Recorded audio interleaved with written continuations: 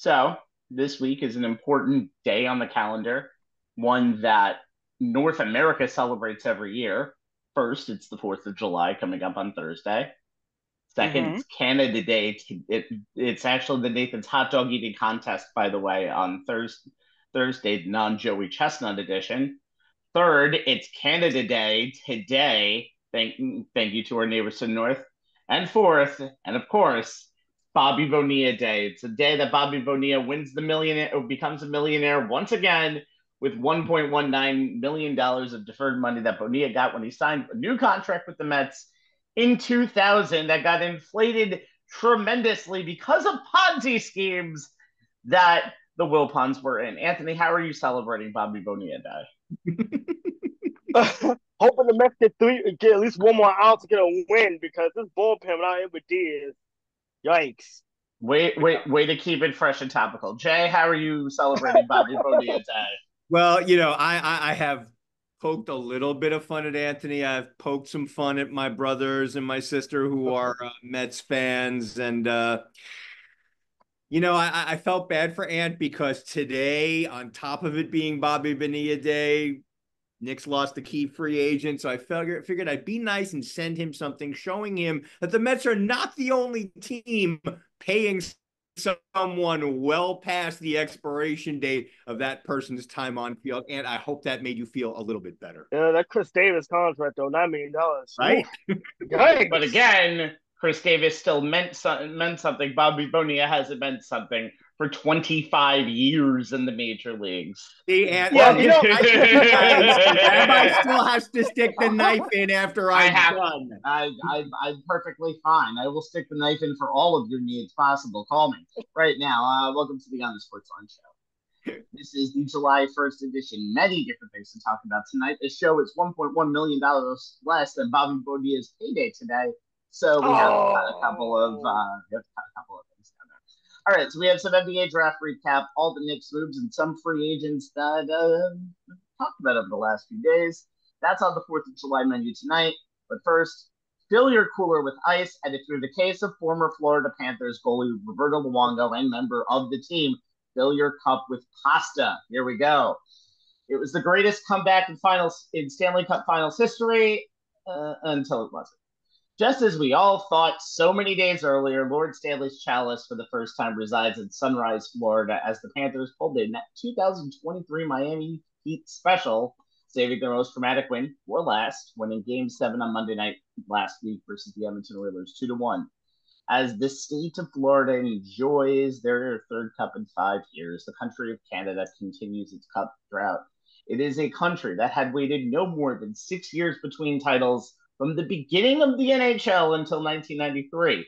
It is a country that has seen an American city, Baltimore, who in 1995 had a CFL team. It's the most successful CFL team. So yes, the U.S. has won a Grey Cup since Canada has won a Stanley Cup. Possibly my favorite stat of all time. All right, Anthony, final thoughts on those Cup finals. Canada's taking a lot of L's, right? Another year without a Stanley Cup, and Drake need to go take a vacation for about a year after the events of last week. You know what? It was a team effort. I got to start with Sergei Bobrovsky. Obviously, Rabbi, you talked about him last week.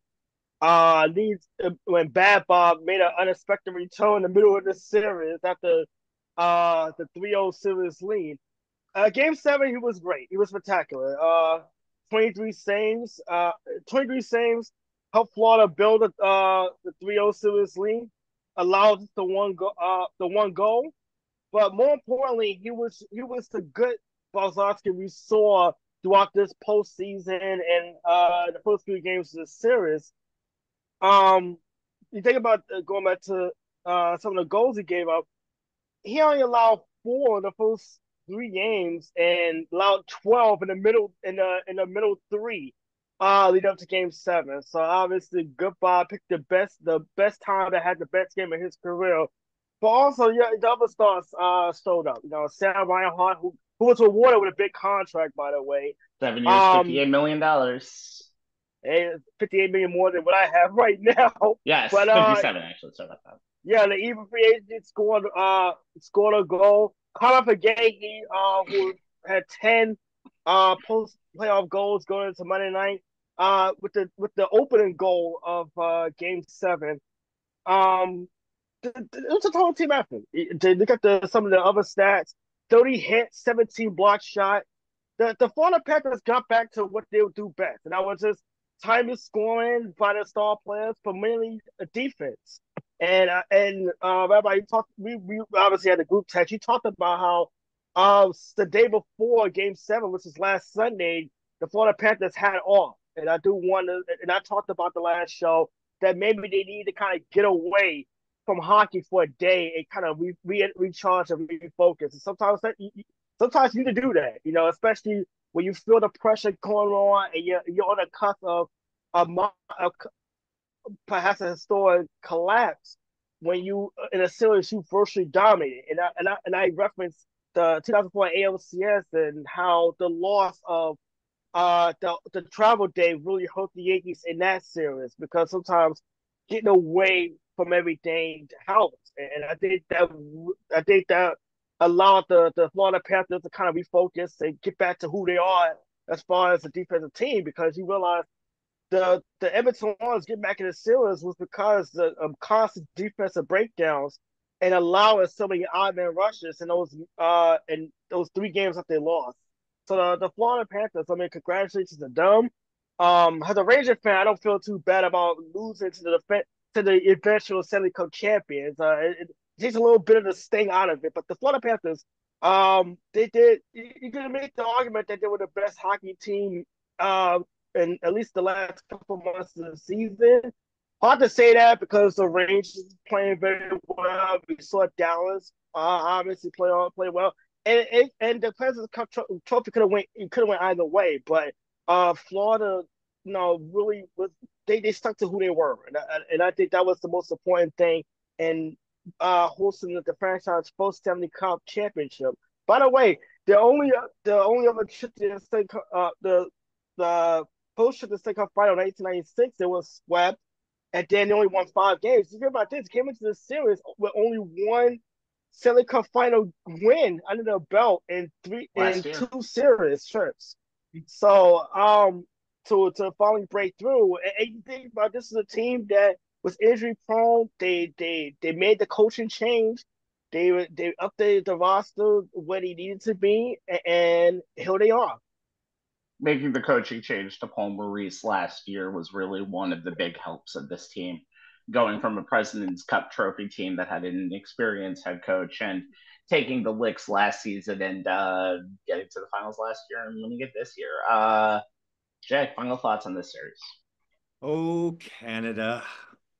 Our home and native loss. Yeah, I have to say, I really wanted to see NHL history get made. Game 7 of the Stanley Cup Finals is the pinnacle of Game 7s to me. And the Stanley Cup is the hardest trophy to win in sports, in my opinion. The fact that only one team has ever come all the way back from being down 0-3 to claim Lord Stanley's chalice made for a hell of a storyline. To have the Oilers come all the way back to even force Game 7 was insane, especially when you have the Panthers on the other side of the rink trying to win their first title after coming up short in last year's Stanley Cup Finals. You have the greatest player of his generation in Oilers captain and now Conn Smythe winner for playoff MVP Connor McDavid. Called that one on the last show when he earned it.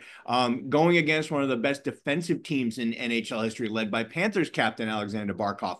A championship series in any sport does not get much better than this, guys. Not sure how this series will eventually rank in the pantheon of all-time Stanley Cup final series, but in my humble opinion, it's the best one of the decade and maybe the best one since the turn of the century. Reasonable people can debate. I said on the last show that McDavid would need to be McJesus for the Oilers to win. I don't think Edmonton could win 2 games, especially a 7th game on the road, without him being a major factor in the game. As I said on the last show, the Oilers pretty much won Game 6 in spite of McDavid, who had 0 points, 0 shots on goal, and a plus-minus of +1. He needed to play at the level we saw from him in Games 4 and 5 when he had consecutive 4-point games with 3 goals and 5 assists overall. Unfortunately for Edmonton, with history on the line, McDavid once again was a non-factor. 0 points, 2 shots on goal, plus-minus of 0, despite over 25 minutes of ice time. Interestingly enough, it was the 4th game in the series where McDavid topped 25 minutes of ice time. Edmonton lost all 4. To be fair, though, McDavid got almost 0 help from his partner in crime and sometimes line mate Leon Draisaitl, had a sum total of 0 goals and 3 assists in the 7 games and a plus-minus of -2. And only 1 game where his plus-minus was in the positive. Even if Draisaitl was very close to his career levels for the regular season and the playoffs as a whole, the finals were quite the downturn from his previous rounds, where he lit the lamp 10 times and had 18 helpers. The Oilers' 2 stars did get plenty of help throughout Edmonton's run to the final game of the postseason. Winger Zach Hyman had 16 goals in the playoffs. Defenseman Evan Bouchard broke the record for most playoff assists by a blue liner. Goldie Stewart-Skinner stepped up big when it mattered most, going 10-0 in games 4 through 7 across all rounds of the playoffs, until last Monday's Game 7 loss. And the Oilers' penalty kill was almost perfect with a 94.3 success rate. But I've always said that come the postseason, your stars need to play like stars, especially in the championship round. So when you employ the 2 best players in terms of points per game among all active NHL players over the last 5 years in Connor McDavid and Leon Draisaitl, regular season and playoffs combined, and they both come up short, well, that's why history did not get made. Another reason why history doesn't get made is when you have to come back from a 3-0 deficit, you're going to be tired. And in that third period, even though it was a 1-goal deficit, it didn't seem like Edmonton was really there, just because you just saw McDavid gassed. Of course, I think McDavid did play 10 minutes in that third period. Mm-hmm. And they just did not get on the same page up there. Anthony's point is actually a very good one, considering the fact now Florida didn't practice Saturday, didn't practice Sunday. Usually in a situation like that, it would be the other way around. But I think that was something that was needed, because what you saw in those games 4, 5, and 6, and we didn't talk about this last week, is the fact that they were tired. They were really tired. When you play a style that Florida plays the entire season, it's not always sustainable. You can't be the New Jersey Devils sometimes of the mid 90s and late and early aughts, that you could basically trap a team to death. So that's something that you can do. It's just such empty calories right now, I think, for Connor McDavid, because this Game 6 and Game 7 is going to go down as a black mark on a resume that still has a lot to be written. Let's be perfectly fair. And he would deserve to be the Conn Smythe Trophy winner. When you look back at it, he was not only the Conn Smythe Trophy winner, but he was almost a unanimous Conn Smythe Trophy winner, getting all first place votes except for one, who voted for Sergei Bobrovsky. But ironically enough, Sergei Bobrovsky was 4th in Stanley Cup Conn Smythe voting. Alexander Barkov was 2nd, and he got all but 1 first place vote. This is a team, all but 2 second place votes. I'm sorry. This was a team that was a team. This is a team that had so many good weapons on it.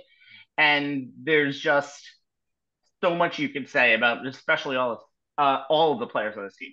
Sasha Barkov was the 2nd leading goal scorer of the entire playoffs.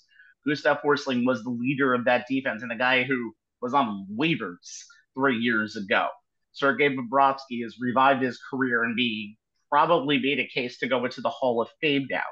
Carter Verhaeghe, if there's a playoff game, he'll score in it. He is one of the most efficient postseason scorers of all time.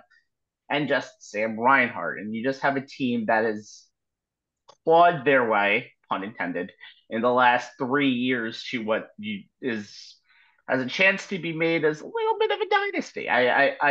Florida is pretty much the birthplace of hockey right now. They've won the last 5 Eastern Conferences and 3 out of the last 5 championships, and they've done it for a reason. Very good general manager, who, by the way, says that they will be spending as much as possible in free agency, which started today, to keep that team alive. And we'll see what happens. It's going to be a very, very interesting time for the Florida Panthers. Let's see if they have any hangover going into this season upcoming. We've seen a lot of teams kind of rest for the stretch, as we saw with the Tampa Bay Lightning in previous years and the Vegas Golden Knights this past year. So we'll see what that happens. But this was such a good Eastern Conference. I could literally see the Stanley Cup trophy staying in that conference for a while to come. Yeah, it could be. It's going to be interesting to see, though, on the flip side, if the Oilers can manage to keep their core together for at least another year. Draisaitl's the big contract issue. His contract is coming up, but he does have at least another year. So they have another big run coming, I think, in them. We'll see what happens. Give me the Florida Panthers today, the Nashville Predators today, who just decided to sign everybody. Steven Stamkos, Jonathan Marchessault, the ghost of Barry Trotz is back and better than ever here. Sorry, Islanders fans. All right, the NBA draft is yes. The NBA draft is usually a show we've done live every year, and us doing it 5 days later reveals two things. One, we're busy. Stop asking. And two, this draft was not an A-plus pool. But with that being said, it was most certainly an eventful 2 days in the New York area for this draft. So let's analyze the top 3 picks of a thing that would be considered, by legal definition, a draft. All right, Anthony, let's talk about the number 1 pick, Zachary Risacher, going to the Atlanta Hawks. He is a small forward who last played for JL Bourg-en-Bresse in France last year. The Hawks do have some potential here with the second straight French top pick, and they're going to do it with a much younger cast. They're going to do it with a possibly rebuilding cast. And that DeJounte Murray is now in New Orleans. Yeah, you look at Risacher's strengths. He's a versatile wing, ability to shoot on the move, competitiveness, versatility defensively, and overall feel for the game. At 19 years old, obviously he has the room to grow into a really good 3-and-D player in this league, and you wonder how he'll fit alongside Trae Young. But but you look at his season stats over in France. 39% of his attempts from beyond the arc. He knocked down 39% from behind the arc. 46% from the floor overall. Rebounds well for position, player range in the defensive end. At this stage, he's more of a catch and shoot threat and a player who can consistently create off the dribble. 2022-23, also middle of the pack free throw shooter, 71%. The Atlanta Hawks is obviously just looking for a guy who can just space the floor. I think that's pretty much what this is. And at number 1, they brought in a lot of prospects, a lot of picks, but they settled on the 19-year-old kid. Risacher is just a guy that they want to be able to space the floor. And like you mentioned, Rabbi, the Hawks are clearly in a rebuild mode. Murray's been moved to New Orleans, so that kind of clears things out for Risacher to play more that wing position. And also not worry about having to split the ball between Young and Murray, as he's a guy who can create off the dribble. But I mean, this is we're going to talk about the draft. Obviously, it's a draft full of potential, not necessarily guarantees as far as NBA stardom. But in the case of the Atlanta Hawks, at number 1, it's a pick that they can be patient with. I think that was one of the reasons why they made this pick is obviously a team that is going through the transition. They got a number 1 pick. You got a young guy who, because of his size and his ability to shoot, could be a immediate contributor, even if it's coming off the bench for Atlanta. So we're just sad that this draft pick plays out, but I don't expect him to be Victor Wembanyama or anything like that. Another guy from France that went number 1 last season. But let's see how it goes, because one of the things is he has to improve his strength, his passing ability a little bit. But when you're taking on somebody this young, 19, 20 years old, who has been playing professionally overseas, there's plenty of room to grow. So I think that's with the Atlanta Hawks is more about patience, and this is where the the rebuild and obviously moving Murray off the in a trade it's going to come into play. They were over 10 games under 500, by the way, with both Murray and Trae Young in the lineup. I'm very curious to see what the Hawks do with Trae Young, because you can rebuild with Yeah, Trae Young, but you can't win with Trae Young. And I think even yeah, though 2021 was an Eastern Conference Finals appearance, I think the ceiling has kind of been hit maybe for Trae Young, even at a young age. We'll see what happens. But yeah, and that's a very big building block of the future that this team might have. And you yeah, got to give the Hawks credit for finally recognizing that Murray and Young in the backcourt was not a good fit. They just did not complement each other. They never could truly figure out how to play together. So, they made the move to get rid of them. They got, they will no longer have to utter John Collins's name in Atlanta. So they're recognizing that they got to somewhat start over. And this is not a bad place to start.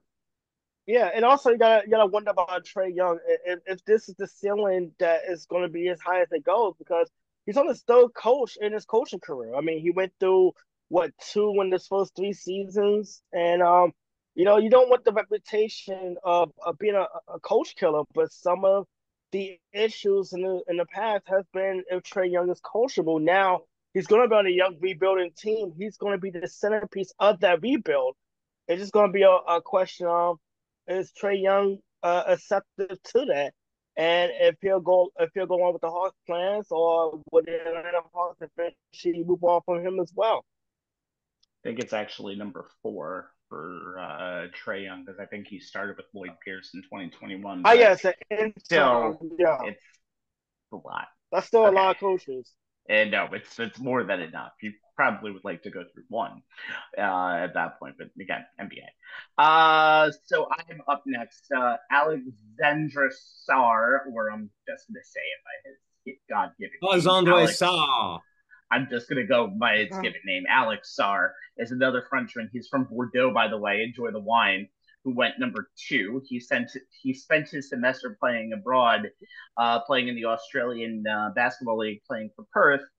He became a Washington Wizard. Now he was actually also part of the G League Overtime Ignite Elite group, and in Overtime Elite League over the past 2 seasons before this, where he was playing with the Thompson brothers and a bunch of stars out there. That's going to be ceasing to exist soon because all things must come to an end, not necessarily good things. Sarr is probably built more in the mode of what Victor Wembanyama was this year, but is definitely not as much of a finished product. He is 7 feet, and also has a 7'4" wingspan. I believe they've said it's a 9'4" wingspan standing. So that's a big help, and something that's almost like pretty much an Eiffel Tower right now that you already have in the middle of the lineup. He bothers his opponents. He loves to operate in space, but that's kind of the best way he does it. He doesn't really have a lot of flexibility in that. And defense is really good, but sometimes he'll actually overhelp. He still has to move better, and he can easily be picked and rolled on. But his defensive ceiling is high, and his defensive floor might not be as low. It might not be as low as other people in this draft class. Now, only 46% on layups last year, and when you're 7 feet, you probably should do better than that. He didn't do a lot in Perth last year. He was a 9-point per game scorer, but he came off the bench, playing a little less than half the game in 17 minutes. He seems like he's going to be a playmaker more than a shooter, but he's improved his last 3 years from the free throw line and from the field. He was like under 50% in year 1. Now he's about at 70%. A lot of measurements is really good. He has some experience. He has some basketball in his background. His older brother, Olivier, played at Wake Forest and Kentucky. He was an undrafted free agent with the Thunder. More questions than answers, but you're going to see, again, a lot of that in this draft. He's mobile. You'll never, I don't think you'll ever see his offensive game develop to any point, but I see another Derek Lively possibly in this draft, which is a good thing because You're not going to get a lot out of here. And he's going to play with the Wizards team that is probably the worst built lineup in the league and the worst fun team in the league. So, if anything, he's going to get a lot of reps and he's going to do a lot of things that and get more time than he probably should.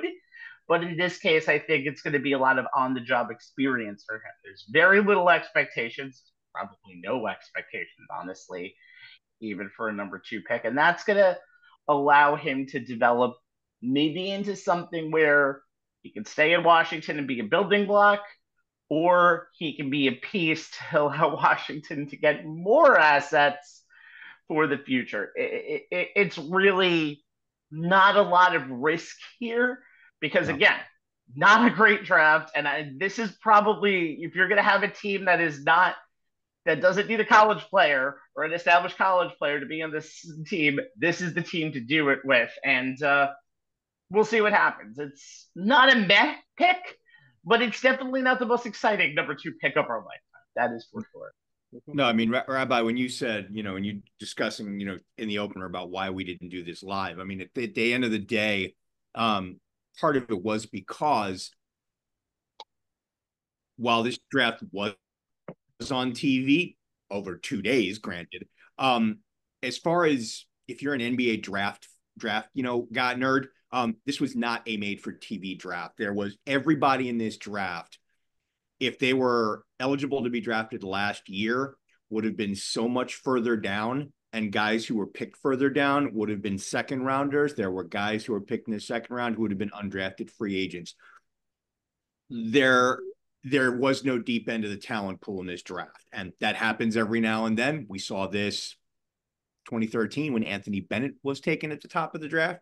Biggest comparison, yeah, absolutely. Right. That was also the draft, I believe, that Giannis was also taken in. So right. You need to find a lot. There's some diamonds in the roughs in all these drafts. Yeah, and there always are. There are guys who, names you may not really know who ultimately pan out, whether they're European players or they're guys, from U.S. colleges. You don't know. It's entirely possible that, somebody that we're going, really? May turn out to have, a long career with a few all-star games in it. You just never know. But the pick that I'm looking at is the Houston Rockets at number 3, and they took Reed Sheppard, guard out of Kentucky, 6'2", 190 pounds. He averaged 12.5 points per game last year, along with a little over 4 rebounds, 4.5 assists. But I have to agree with Sam Vecini, who's the Athletics NBA draft guru, that this is the best mix of talent and fit in the first round. Sheppard is the best shooter in the draft. 53.6% overall from the floor, 83.1% from the line.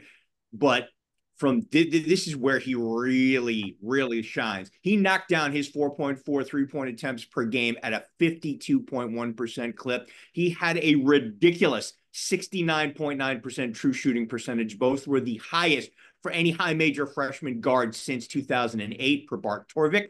And per synergy, he had a 65.1% effective field goal percentage. And he fills a need that Rockets head coach Ime Udoka has stated publicly would be an offseason need. He was almost as deadly from the mid-range as he was from beyond the arc, hitting 52.8% of his pull-up mid-range jumpers, the best mark in high major college basketball this past season. Sheppard also gives Houston another solid playmaker who can fill that role when Fred VanVleet sits, which should improve their half-court efficiency, which per cleaning the glass ranked just 20th in the NBA last season. Now, he joins a core of players whose skill sets accentuate his own, and his skill set complements theirs. You got Jalen Green and Amen Thompson, who should provide drive and kick opportunities. You got Alperen Sengun, who should provide ball screens and dribble handoff opportunities. Both scenarios should give Sheppard plenty of good looks from the perimeter. His ability to lead the break and make the right reads, he's terrific at hit-ahead passes, should lead to easy buckets for each of those 3 players, and he can be the trailer in transition when Green or Thompson have the ball, which should lead to open threes above the break. Here's some takeaways from the scouting report and things I saw from his games. Sheppard has a terrific basketball IQ, and he consistently drove winning plays at Kentucky. It's a skill that many personnel folk believe will transfer to the NBA, even if his ceiling is as a high-level role player. Kentucky's ratings with Sheppard on the court versus off the court tell the story. The Wildcats were 29.5 points per 100 possessions better when he was on the court versus when he was off. The Wildcats had a 129.9 offensive rating with him on the court, 113.6 when he was off. They had a 108.5 defensive rating with him on the court, 121.7 when he was off it. Those numbers were not propped up by overlapping minutes with others. Sheppard's 29.5 on-off net rating was nearly 20 points better than anyone else on that team, which had a couple of other guys drafted. Do you worry about his size? At combine, he measured 6'1" 3/4 with a 6'3" 1/4 wingspan and possibly not able to play the point full time. Sure, as he had his struggles with keeping opposing guards from getting into the lane when defending on the ball, which shows on his game tape. So he should expect to get hunted in mismatches in the NBA until he shows he can handle himself. He's better off the ball. He's shown an ability to create turnovers off defensive rotation. He averaged 2.5 steals. The best steal rate of any one-and-done guard since 2008, and that might somewhat offset him getting hunted. While opponents always have to play him for the threat of his shooting, he wasn't a true three-level scoring threat. He took only 1 shot per game at the rim in half-court settings, a very low number for a player who will likely play some point guard in Houston. Sheppard needs ball screens to create dribble penetration. He's not that great off the bounce on his own. The question is whether or not he can consistently collapse defenders and force help once he takes that screen. He's going to be going against some of the best on-ball defenders in the NBA. Can he turn the corner on them? Can he beat NBA bigs on switches? Guys his size who have figured it out on defense, Chris Paul and his new teammate, the aforementioned Fred VanVleet, come to mind. Those guys like that are strong through the lower half of their body. Sheppard fights through screens like they do, but he needs to build up that lower body strength. But he'll have a prime opportunity to learn from the veteran guard. Offensively, in half-court situations, he showed tremendous vision, the ability to read and see defenders coming toward him exceedingly well. Whether he was on or off the ball, he consistently made the extra pass and was quick with reversals. He recognizes the second and third level of defense well and can hit pocket passes, skip passes, or lobs, depending on how defenses play him and his pick-and-roll partner. If Sheppard can't consistently get into the paint in the NBA, he'll max out as an undersized 2-guard.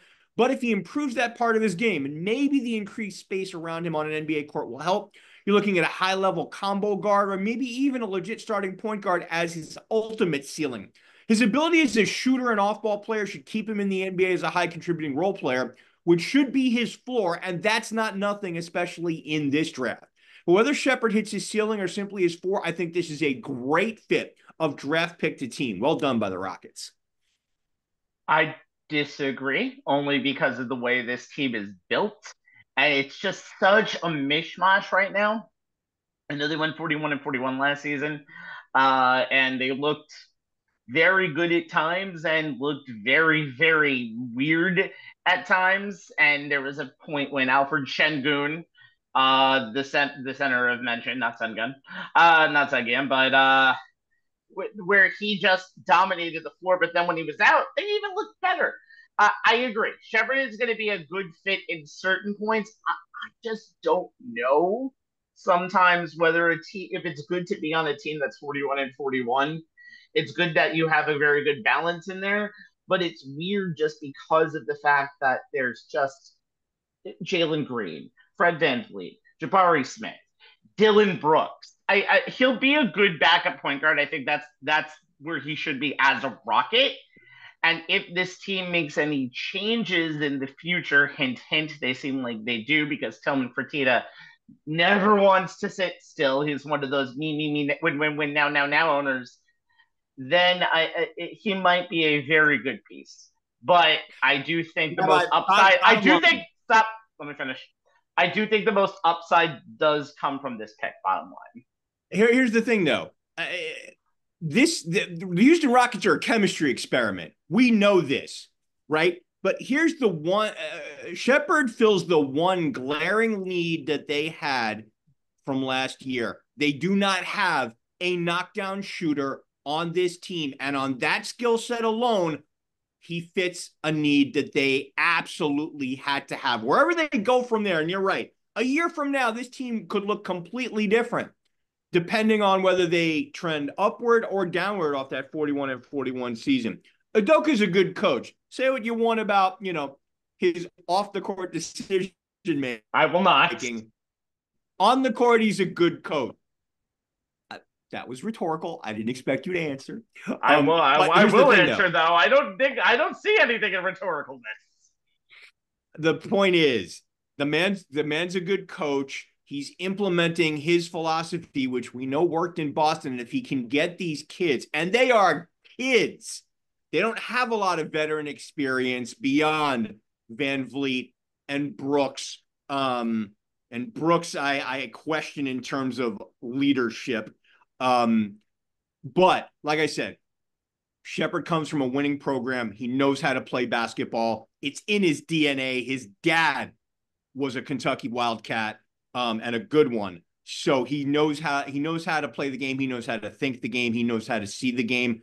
And I think even if other parts around him change, this guy has an NBA career ahead of him, whether it stays in Houston or he moves on elsewhere. All right. I think we need to move on to the Knicks because reasons. All right. Contractual obligations. It's not contractual obligations. I actually want to talk about them. If it were contractual obligations, we would talk about the Nets. We're going to go in reverse and recap the Knicks' wild week that went down last week, and they got on the ground running some more and running again. Yeah, we'll start with the one pick that they had in the first round that they did make at pick number 25, trading everything else.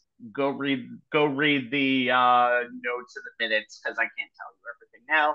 So that pick that they made is Pacome Dadide, and is a small forward playing last season with Radio Farm Ulm in Germany, and of course Pacome is Swedish. Just kidding, it's another French guy. Anthony, the Knicks and French players, see Frederick Weiss and Evan Fournier, don't mix too well. Will this fuck be correct? Yeah. Well, the Knicks, considering the other transactions they made with the rest of the roster, this is clearly a draft and stash kind of deal where he's going to be stashed. He's going to be pretty much stashed away. He's not going to get too much playing time. Even if he did play for the Knicks, he's clearly not going to get any playing time. Won't crack the rotation. So I can see him maybe play another season overseas before perhaps coming over to the NBA full time. Because in 18 Euro Cup appearances this season, he averaged 6.4 points a game, 1.6 rebounds, and 14.9 minutes. Also represented France at the 2021 FIBA U16 European Challenge. Played for the 2022 FIBA Under-17 World Basketball Championship. So he has plenty of experience playing internationally. Look at his strength. He's a big, strong, streaming young wing player. Finished the season on a positive note, scoring effectively, proficiently on a per-minute basis as an 18-year-old against high-level competition. One of his weaknesses is that he's an average athlete, ball handler, passer, defender. He'll need to be more consistent behind the three-point arc to kind of carve out the consistent role. But also another thing, too, is he has to work out some kinks on defense. And if you watch the Knicks and Tom Thibodeau, if you're not playing defense, you really don't see much playing time. Hence, Evan Fournier has a good example of that. But obviously, he has time to grow. And obviously, when they asked him, the presser, what did he see himself? He said, playing for the Knicks opening night. And I just thought to myself, yeah, wrong answer. That's not happening anytime soon. The Knicks, the Knicks, obviously, the pick they got in the second round, Tyler Kolek, is actually, to me, is kind of a steal for the Knicks. Yeah, he's more NBA ready, a guy who can crack the rotation right away. But also, he gives the Knicks a pure point guard behind Jalen Brunson. I always saw Deuce McBride that's more of an off guard, and we saw in the Indiana series a guy who can play the pick and roll and be more of a pick and pop guy from behind the arc. So that pick, I think, is more of what the Knicks definitely got the money's worth. But as far as Daddy, he's going to be just kind of a developmental kid. He's not going to be on the Knicks anytime soon. I can see him next year playing the G League for the Westchester team, just so he gets kind of fill out more physically, build his game up a little bit more. Uh, and that's what the Knicks are pretty much heading. I just think right now he's not gonna be a guy that's gonna be part of the rotation anytime soon. I don't think it's a waste of a pick. I know there was obviously considering what's been going on, you would think the Knicks have been looking for a big, but all the quality bigs in the initial draft was taken pretty early, including one I'm gonna be talking about in the next segment. But for this case, the Knicks for contract and cap reasons, this is a pick that they're gonna just basically stash away for later usage. For to stay, obviously, as far as the salary cap is concerned. But this is not a bad pick, but it's not one that that's gonna be getting rave reviews anytime soon. Not at number one. I see, Anthony. I disagree with you. I think this is a bad pick, solely because this is not someone. First round picks, whether they're at number 5 or number 25, matter. Okay, I understand the Knicks having 2 back-to-back and therefore trading one. I get that, but these picks matter, and the fact that they essentially took a guy who, in any other year, would have essentially gotten drafted in the spot they picked Tyler Kolek, a late second round, because that's where you pick draft and stash unpolished 18-year-old European kids who still need time to develop and have no chance in any shape, manner, or form of playing meaningful minutes at Madison Square Garden. That's not the guy you take at number 25. I agree with you about Kolek. I love this pick for them. I think it could wind up being a steal. He fills a very, very obvious and glaring need for the Knicks, coming off the bench as a legitimate backup point guard. We all saw him play plenty of games in the Big East season last year, over the last 2 years. We saw him in the NCAA tournament. His ability to poke and prod and, go through defenses and find, his teammates has a Steve Nashian quality to it. He has a great IQ. And I think he's exactly what they needed and could be a steal at that spot. I'm actually a lot higher on that pick than I am on the guy they took at number 25 in the first round. By the way, Kolek was picked 34, by the way, so 34? It wasn't that late of a second round pick. Well, okay. That's okay. I mean, I didn't say you're you know what I'm saying. I just wanted to kind of clear that up. I do think that pick had a lot to do with the Knicks' exposure to TJ McConnell, and a guy just came off the bench, high energy, played at full speed, but a great passer and was able to score, get into the paint when he needed it. And the Knicks desperately needed that in that playoff series against Indiana when WWE superstar Jalen Brunson. But I gotta throw that in because I was at SmackDown last Friday night. By the way, shout out to you, Nolan. I got to meet. I saw him at the Garden and got to meet his grandson. So nice. Shout out to you, Top. But yeah, I mean, I do think the Knicks with that pick is more of an immediate need and something that happens right away. The first round pick I did because it was a first round pick, like you said, Jay. Not a great pick at all, but I do think that was a pick made for development and salary cap purposes because the Knicks, as you guys will talk about, made other monster. I agree with you I agree with you that that's what it was made for. I'm just saying that's not what you used the 25th pick in the draft for, but it also very much in a nutshell shows you that this draft was very much a shallow end. The talent pool was very shallow in terms of guys, overall in terms of depth and quality of guys you figure are going to be, you wouldn't under normal circumstances go, yeah, that's a first round pick. This is not, we would, traditionally call a first round pick. I think we need to move on from this because there's a lot of better stuff coming to talk about, including this one, Jay. Yep. Earlier the day of the draft, the Knicks' number one offseason re-signing priority in OG Anunoby, small forward, picked up last season in a trade from the Raptors right around New Year's, signed on the dotted line to a 5-year, $212.5 million deal. When he was healthy, the Knicks went 26-6 with him on the floor. So, Jay, is the $212.5 million of OJ worth the squeeze? Yeah, I mean, that the 5-year $212.5 million is what the contract is according to league sources, and it puts the Knicks an estimated $5 million short of the first apron of the salary cap. You got to be careful which side of the aprons you land on, in this latest edition of the CBA, which throws some serious draconian penalties at you in terms of team building if you're on the wrong side of it.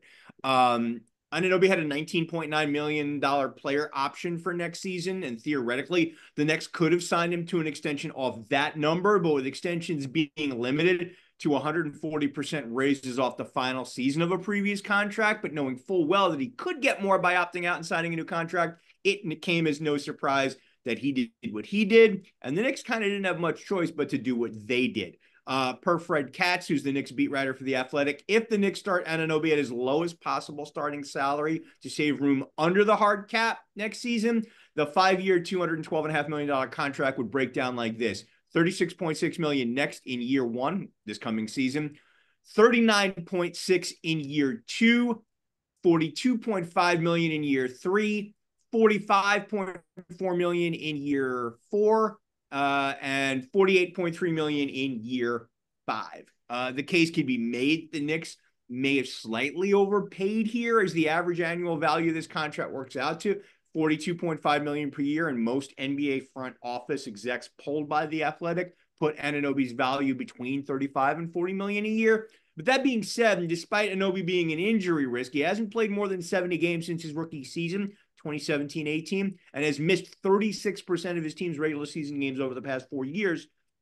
Like I said, I don't think the Knicks really had much choice here, as the mark that Anunoby made at MSG was undeniable. While being a former member of the NBA's all-defensive team is his calling card, Anunoby gave the Knicks more than just a lockdown defender. He averaged 14.7 points per game, 4.2 boards, and 2.1 assists overall this past season. And his ability to knock down corner threes at a 45.7% clip, plus his skills as a cutter off the ball, opened up the Knicks' offense. New York went 20-3 with Anunoby in the lineup during the regular season, and they were a ridiculous 22.8 points per 100 possessions better when he was on the court. In the 14 games following the trade, when the Knicks' preferred starting five of Jalen Brunson, Dante DiVincenzo, Isaiah Hartenstein, Julius Randle, Anunoby were all fully healthy, they were plus 16.6 per 100 possessions better than their opponents and went 12-2. Now, if Anunoby can stay healthy, having him and the latest Nova Knick, Mikal Bridges, who I'm still pissed that the Sixers traded to Phoenix after drafting him at number 10 back in 2018 for Zaire Smith, whose NBA career lasted 13 games. Sorry, I digress. Bridges at the 3, moves Anunoby to the 2, which gives the Knicks a really solid pair of two-way players on the perimeter, flanking Brunson and Randle as the primary scoring options, and pushes DiVincenzo and Josh Hart back to being the first guard and forward off the bench, thus improving the depth of the Knicks rotation. Celtics showed everyone that having really solid two-way wing players is the template for winning a title in this day and age, and the Knicks recognized the need to match their Eastern Conference and Atlantic Division rivals in that area. Getting Anunoby to re-up was a key piece to doing so. Yeah, no doubt about it. This is the right move, and I think this is going to become a very defensive team in the future, and I think Anunoby was the biggest step to that. Again, the numbers don't lie: 26-6 when he's on the court last year, and is really one of the, at least as of this point, missing pieces, because the Knicks need depth from 1 to 7 or 1 to 8 in their rotation. The Celtics ain't losing anybody. They just re-signed Jason Tatum. They just re-signed Derek White. So you're going to have to kind of match up with them, and the Bucks too. I think the Bucks are going to make a little bit of a bounce back. So we'll see. Finally, the last domino. Let's go back to the TARDIS one more day to Tuesday, and then the. Wait, did you just make a Doctor Who reference? I did make a Doctor Who reference. I make a lot of different references. I've known this guy for over a decade. I did not know he was a Whovian. Props, All right, so let's talk about the 2016 Aforementioned one that Jay just mentioned 5 seconds ago, and Nets star for 1.5 seasons, and now the Nets, they're starless. They gave up Bridges to get a lot of what they gave up the years prior to get stars. Four unprotected first rounders in odd number years in 2025 and 2031, another 2025 protected first rounder, a 2028 unprotected pick swap, Bojan Bogdanovic, and they're going to have to end up giving up another piece because as of right now, they are at that first cap, that first hard apron of the cap. So they're going to need to get rid of another piece to get some money. Now, the only piece that is pretty much available to give up is Deuce McBride, and the Knicks have given no indication that they want to do so. So this is still possibly a work in progress, but we'll see what happens. Let's assume that this deal is essentially done, like most deals will be in this free agent class. So let's talk about it. Mikal Bridges has avoided injury in the 6 years that he had in this league. He even played 83 games one season, the year when he played with Phoenix and Brooklyn. And so he played for an extra game for those two teams. Down to 20 points per game last year after being over 25 the season before. Assist rate was up huge last year, still in the lower half in terms of usage, but the biggest thing is he's another scorer out there. He was sixth in clutch points last year, and if you don't know what clutch points is, I'm going to mansplain that to you. That's within 5 points in the last 5 minutes of the game. And that what you get in Mikal Bridges is if you even get a fraction of the player that went to the Nets in 2022, you're getting a top 30 player in the league. You're getting a top 15 to 20 scorer in the league. And you're getting a guy who can probably take over the offensive burden that came on Jalen Brunson late in the year. And honestly, you're going to take a guy who's going to give you another 15 to 20 point per game scorer on the court. You have three threats right now of 15 to 20 point scorers consistently, not to mention a team that's probably 7 deep in terms of players that can go for 15 to 20. And he is a perfect Tom Thibodeau player, which is, I think, even one of the more impressive things. His defense has been phenomenal. There were only about 80 or 90 players last year who were ISO'd 50 times in any game. His number was 0.7 points per possession in isolation. That's 8th in the league. He is a very good player.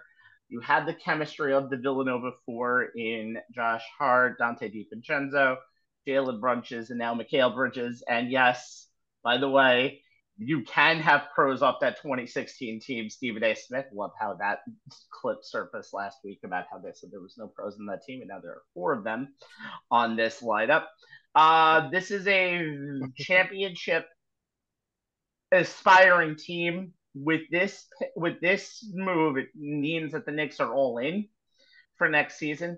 Giving up a lot of the picks is risky, but I think we've seen the terms in the new NBA in what the Timberwolves gave up for Rudy Gobert. Still, jury is still out on that, but the Timberwolves were a much more improved team this year. And for God's sakes, Emmanuel Quigley just got a 5-year, $177 million deal. I think the new math is very, very different in terms of what's good, what's bad. I don't know how many picks is good anymore. All I know is the fact that a lot of these picks will probably end up being recouped in the near future. Mm-hmm. But for what you see right now at the Knicks, they are all in, and I think that's something that you saw with the Rangers this year, and they had a President's Trophy winning season, and they were probably 2 to 4, just a little bit better of a playoff performance away from a Stanley Cup. And I think next year, if they could all stay healthy, and again, we've seen luck is such a huge factor in the NBA. It's almost as good as talent. It's almost as big as talent right now. There could be something special brewing in Madison Square Garden, but there is a risk to these picks, by the way. And we'll talk about that also when we talk about the free agency segment in a few minutes. But well done to the Knicks for really, really shocking the world here and just going all in for Mikal Bridges. A lot of teams apparently wanted him. The Nets were, I think, ready to do the fire sale. I think it's the right move. Unfortunately, I think they've just tried way too many times. They tried to do you ever see Breaking Bad? They tried to do a half measure instead of a full measure in terms of breaking down that team, and you don't do well with the half measure. And so, time for the full measure. And I think this is the right, like I said, this is the right call for honestly both sides of the New York sports teams. Yeah, it's a trade that made absolute sense. The reason a lot of people didn't think it would happen is because the Knicks and the Nets don't trade with each other. They just don't. And it's become even worse once the Nets came back to New York. The whole fighting for the back page and all that thing. And, but I got to tell you, I love this deal. Rabbi, we talked about it. I love this trade.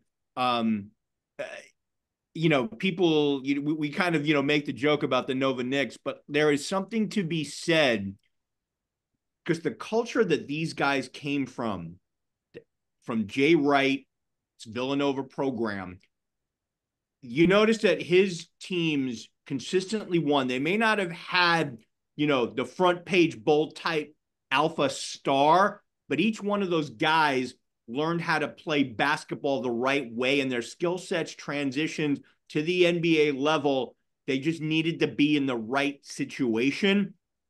All of these guys are Tom Thibodeau type guys in terms of their mindset, the culture that they want to have. They've essentially brought the Jay Wright Villanova culture to New York, and they've married it with the culture that Thibodeau is looking for. And that chemistry experiment has worked really well. And I think it's only going to get better when you have these four guys. And, you're talking about Brunson's the leader on this team. He is the guy. And these are, and these are his top lieutenants.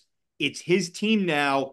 These are his guys. Everyone else needs to buy in because they're all, as you said, they're all in. It's going to start with those four guys. And if you can't meet their level and their mindset, you're not going to be on this team for much longer, no matter who you are. Hey, I'll just at this point, let's add Chris Jenkins and bring back Ryan Arcidiacono and see if we can get Jay Wright. They had Arcidiacono last year, by the way. I was like, hey, let's bring him back. I mean, let's get the whole group together. No, to piggyback on what Jay said, yeah, if you watch those Villanova Wildcat teams with Jay Wright, it was a culture of just dedication and hard work, but grind and hustle. And you look at with the Knicks and Tom Thibodeau, you see Josh Hart. And remember, there was this poll that Tom Thibodeau was the coach that nobody wanted to play for, except the guys in the Knicks locker room who love playing for Tibbs. Mm-hmm. And obviously with the injuries that piled up as the playoffs progressed, depth was definitely an important thing the Knicks needed to have when you realize that Divanchenko and Josh Hart were guys coming off the bench to start the season, and they were pretty much in the start lineup because of all the injuries. Yep. But the Knicks got that and then some, and I really think the cherry on top was getting Anunoby back. You look at the starting five. The only question mark right now is going to be Julius Randle, and how does he fit to in all this scheme and all this, and realize that he's going to be the number 2 guy. I mean, this is Jalen Brunson's team without a shadow of a doubt. And if you watch, and obviously, Rabbi, you watch SmackDown. If you was in Madison Garden and you heard those MVP chants, the moment Jalen Brunson was put on a jumbotron, you just realize, yeah, this is his team without question. And you do wonder, with Randall, and he's had the issues with the attitude and obviously the issues with the fans. Will he buy in for this team to really be able to move forward? And you look at the rest of the Eastern Conference, particularly Boston, being able to defend out in the wing, the perimeter players is definitely a key that you need to have if you're going to even be competitive with the Boston Celtics. And that's something that the Knicks obviously built this team specifically to take on the Boston Celtics. And I'm just hoping I hope the NBA does a smart thing and schedule these two teams for ring night, because I think it'd be the start of a really good back and forth during the season. Considering it doesn't feel like the 90s again when the Knicks are relevant. You got the Boston Celtics being good, but you have this Indiana Pacers team that's becoming the knack that won't go away. One thing that's interesting to me is in the history of, honestly, all of basketball, there's never really been a time, except maybe for the mid '80s, where the Knicks, Celtics, and Sixers were all on the same level, and that's something very interesting to say. By the way, I'm going to say this about Julius Randle right now, and then move on. I did see him during the pregame show at Game 5, and it did seem like when everybody was celebrating the Celtics, he kind of went into I want that next year. So if he wants that championship mindset, he's going to have to buy into being a number 2 or even lower than that. I'm just saying. All right, let's move on. So let's get back to the draft. Not already in progress. It's still done. Still 5 days old. As we said before, it was kind of an eventful draft that was made up with the lack of talent it had overall. I don't know if anybody after pick 15 actually made the pick for their own team. I think that's 100% sure.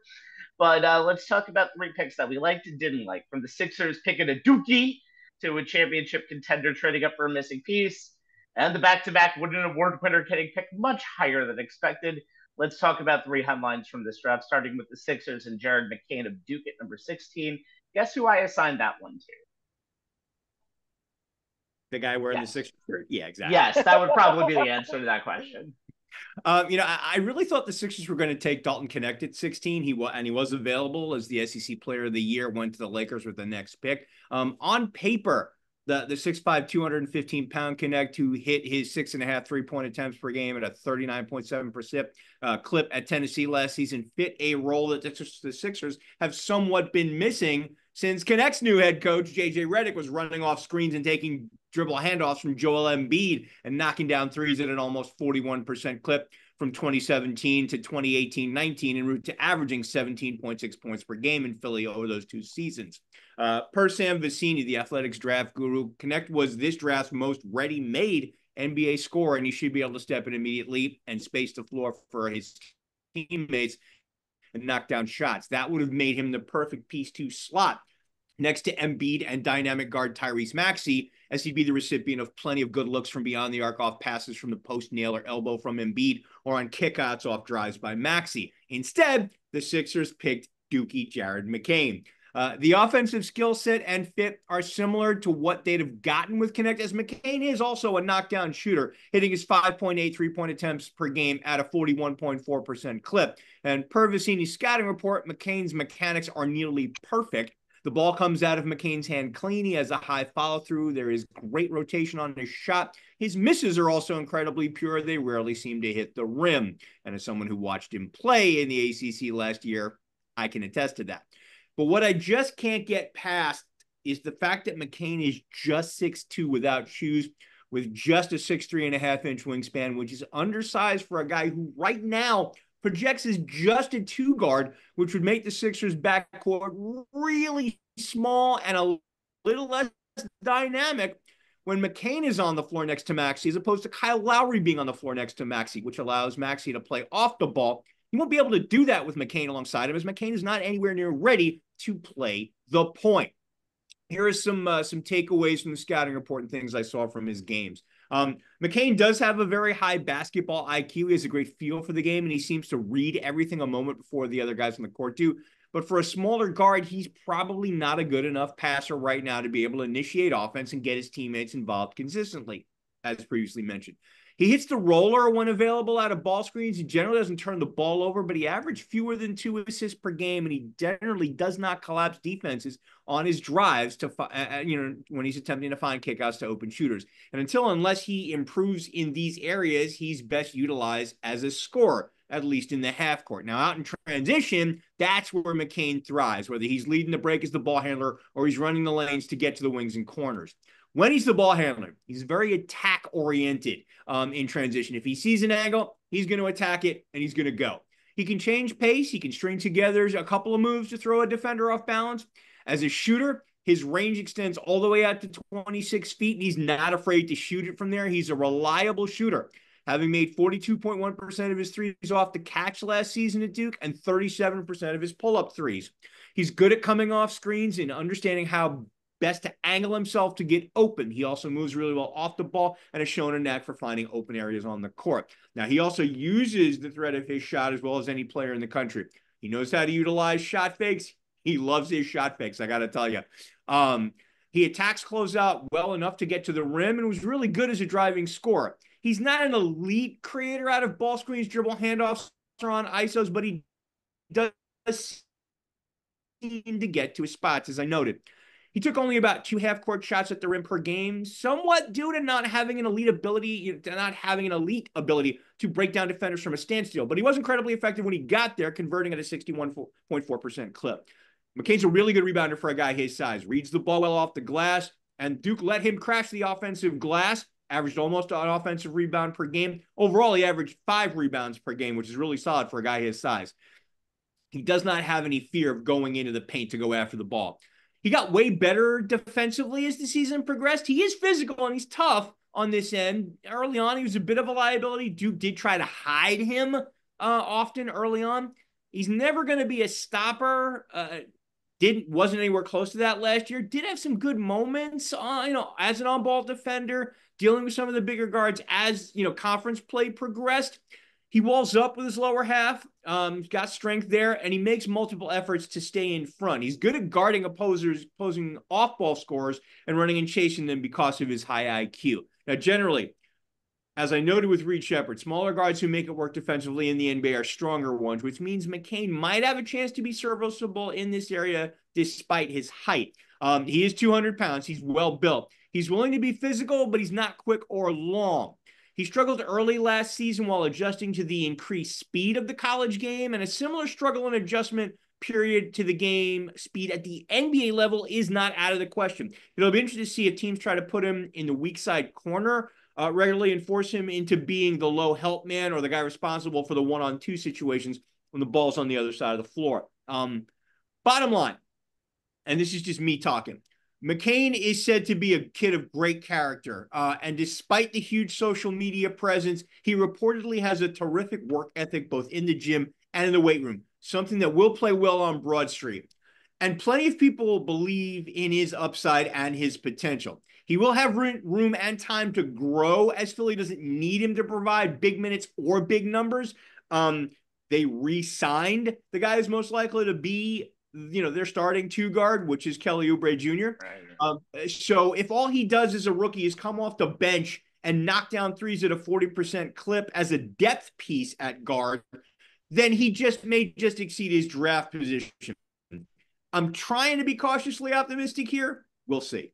Here's my problem with Connect as opposed to McCain.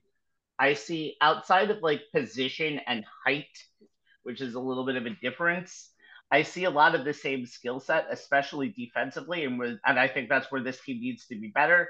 And I never do this. As a deterrent. McCain is 3 years younger. So I think that's why a lot of people thought that there was a low ceiling when it comes to Connect, because he doesn't have the time as much as other people does to really, let me just say this, connect in the NBA. There's a pun that hasn't been used much in relation to him. Listen, I probably, no, I know it's been a time, but I literally just had it in my head. So I mean, look, Rabbi, this entire NBA draft, a lot of the conversation was on how old some of the picks were, because with NIL and the ability to make more money in college, if you're not going to be getting that big, you're not likely to make the big money in the NBA, depending on the things that are stacked against you. In Connect's situation, the age, potential foot speed, will hit the athleticism we saw at the SEC level, may not necessarily translate at the NBA level, where the game speed is a lot faster, there's a lot more physical. I just think that with his skill set, and he is a true 3-level scorer, yes, I think he was more ready to come, even if all he was doing was coming off the bench, I think he gives a team that is in already a playoff team, Sixers at 16, Lakers at 17. He gives a team like that a guy who can probably contribute more because his skill set, he's got a more ready-made skill set. McCain, as you said, he's got time to grow, and he's in a situation where he can be allowed to grow. I wrote most of this before Oubre was re-signed, so I was looking at Connect as potentially a guy who could replace him down the road. So we'll see. The re-signing of Oubre and, the other move that Philly made this week, which we'll get into in a minute, I think makes me a little more comfortable with McCain as the pick. We'll see how it shakes out. Other moves. We'll talk about the moves with another parentheses. Yes, moves. I will be discussing, both of them. Of course you will. Anthony, let's talk about a 22-year-old center from Purdue that we might know real well by the name of Zach Edey. A lot of people were surprised when he went number 9 to the Memphis Grizzlies. So, good pick, bad pick, weird pick. I like the third option a lot better than the first two, don't you think? Weird pick, yeah. I actually like this pick. Considering the Grizzlies were trying to move up to get a big and Donovan Clingan, but he was already gone. Yeah. At number 7. So obviously they went with the next best guy is Zach Edey. I mean, it's hard to call a guy that went back-to-back John Wooden Awards and it was pretty much one of the most dominant college players in the last few years. A real pick when you consider how his game may translate into the NBA. A guy who finished with at least 22.12 rebounds and 2+ blocks per game, has a junior and senior back-to-back National Player of the Year, Big Ten Player of the Year award. Obviously led Purdue to the national championship game this past college basketball season. And the reason why I like this pick, obviously, is where he fits in with the Grizzlies. He's going to be playing with Ja Morant, who is one of the best scorers and playmakers in the league. And you think about what the Grizzlies lost was obviously with Steven Adams no longer being on the team. It's that guy who could set a screen and free up Morant. And Zach Edey is a very good guy who can screen and play off the ball. When you think about Morant's playmaking ability, that's going to set up Edey for a lot of lob passes, a lot of easy layups. The moment Morant's able to get into the paint, what that also does is allow Jaren Jackson Jr. to go back to his natural position at power forward, particularly in defense, where he doesn't have to guard the other team's opposing center and will be able to stay in foul trouble more. Then you think about his help defense. You think about playing with a guy like Marcus Smart, and his ability to defend the basket. This is a really good pick when you think about the Grizzlies last year when they did get Ja Morant back after that suspension.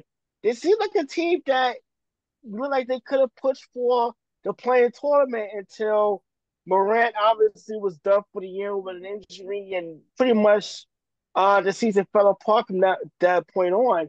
But Zach Edey, when you look at his ability, his post play, his ability to get into the paint to be able to score. You think about Zubac for the Clippers, a guy who can get offensive rebounds, keep possessions alive, get the lob passes, get those 10 to 15 foot inside points, and that's something that the Grizzlies didn't really have with Steven Adams. They had the rebounding and the shot blocking, but not really the scoring threat at center. And Zach Edey gives that to them. So I think this is. I know people will say this is a kind of a weird pick because of the Grizzlies style play and Zach Edey coming from a Purdue team that was more of a half-court oriented team who played one of the slower paces in college basketball. But I think this is a pick that can definitely work. By the way, the Edey withdrew himself from consideration playing on the Canadian basketball team in the Olympics this year. So earlier today. So obviously I think read a little more. I think obviously getting drafted at 1 and 2 work on the more of the off season for the upcoming NBA season had a lot to do with it. But this is a good pick for the Memphis Grizzlies. I think this is one of those picks that we're gonna look back now and be like, hey, this pick actually worked out well for him, especially if Edie's game could translate to the NBA game and his ability and be able to play off the guys around him, particularly John Morant, who's going to be able to get him a lot of easy layups and easy points around that basket because John Morant is one of the best finishers in the game. But he's a very underrated passer that is something that we don't always talk about because he's such a dynamic scorer. Yeah, and to me, the weirdness comes from, like you said, is that you look at Zach Edey, and he's a Clydesdale, and everyone else on that team is a thoroughbred. So how do you make that work? And, a lot of people were like trying to make the Steven Adams comparison from that era, but I don't even think that works. Does Edey give them a guy who can defend, who can potentially defend, the tier one centers in the NBA, like Joel Embiid, like Nikola Jokic, maybe. The fact, but the interesting thing is there's a reason guys like him are currently out of vogue in the NBA. He is a true, for the most part, back to the basket, doesn't have much in the way of moves outside of his post game. Now, that could just be a byproduct of Matt Painter's offense at Purdue, which we talked plenty about when we were breaking down Purdue for our NCAA tournament shows. It's going to be interesting to see if he doesn't have the great lateral quickness that you kind of want from a five in this league. There is a definitive difference between his physical skill set overall in terms of his athleticism, lateral movement, at passing ability to affect the game, say from, at being able to play through him as compared to Klingon. And Rabbi, I know you can speak to this better than I can because you watch way more of Klingon's games than I did. But I think there's a definitive difference between the two of them. And it surprised a lot of people that the Grizzlies did not try to trade up to get Klingon, who went to Portland at 7. It's just going to be interesting to see if Zach Edey more than what we saw at Purdue, and if that little bit more allows him to be a more viable five at the NBA level. I think the one good thing, though, about Edey is the fact that all of the skills that he can do is stuff that the Memphis Grizzlies were lacking in the post-Steven Adams era. He's going to get rebounds. He's going to be able to draw people away from him. He's got players that'll help the movement. Marcus Smart is still one of the best point guards that you can see in the NBA. If you play him with Jaren Jackson Jr., don't think that'll be a lot. That spacing is going to help out a lot. He's going to get a lot of opportunity to do what he does best. And I actually agree with Anthony a little bit here. This is a pick that could be very, very sneaky out there. Now, earlier, it was said that Reed Sheppard of the Houston Rockets was the best fit for the best team in this NBA draft. I stand by it. You can stand by that. You are half correct. The true answer to that question is a Kentucky guy, but it's not Reed Sheppard. It's Rob Dillingham. I don't know if I agree with you on that. Gave up. I'll tell you in a second. But he Timberwolves gave up 2 first-round picks to trade up with the Spurs. Gave up a 30 first-round pick. Yes, we trade 2030 first-round picks, kids, and a 2031 pick swap. And here's where we are now. Rob Dillingham is a Minnesota Timberwolves at pick number 8. Here is Terrence Jordan from Fansided's reasoning to say why Dillingham is the perfect fit for Minnesota. Not the perfect player, but the perfect fit. Dillingham and teammate Reed Sheppard were held back by John Calipari. That's why he's not with Kentucky anymore. In their only college season, but both managed to thrive anyway. Dillingham scored 15.2 points per game in less than 24 minutes of playing time. And he helps a scoring void that led to the team's playoff demise, which the Dallas series, they just looked out of sorts in a lot of different ways. Many scouts are worried about his defense due to him being 6'1" and 164 pounds. No player was even at that heavy at the combine, by far the lightest player. But the Wolves have the defensive prowess on the court. And they do. They have defensive killers all over the place. So that's not the problem. This is a guy who can share a scoring load when he's out there. And honestly, if you can share the scoring load and you can really be a guy who can just come off the bench and get you 8 points in a matter of seconds, he's the guy who knows how to do it. And I think with the Timberwolves' success with six men last year, Naz Reid, sixth man of the year, scoring a lot of points in little bunches, that's what Dillingham can do. There's a reason why the Timberwolves traded all the way up for this pick. I'm not saying he's the missing piece, but I think with the value at the eighth pick, a guy who probably, if he had 10 pounds more on him, is probably a guy we're talking about in the second segment as pick number one. Yeah, no, I understand that. But again, this isn't about who the best player is. It's about who the best fit in this draft is. And Dillingham is a guy who's going to be coming off the bench for at least the next 2 years because, let's face it, kids, Mike Conley's got 2 years left in Minnesota because that's how long his deal is, unless he has any more stuff in his legs. If he doesn't, this is going to be the guy who is going to be the point guard on this team. Does he have the juice to being a starting point guard in this league? Maybe. Yes, he will have to bulk up about 5 to 10 pounds. But what Minnesota wanted was scoring. What Minnesota wanted was a guy who is a flash out there. What Minnesota wanted is a guy who has experience in the United States at a major level and is a guy who can score points at a premium. And Rob Dillingham does that. Dillingham is going to get a lot of time on that second unit to show what he's got this season. And again, not the missing piece of my concern, but if you're looking for a guy whose skill set is fitting with the team, yes, Minnesota is a playoff team. So technically this may not count as much, but we talked about Houston, who was a 41-41 team as the other fit.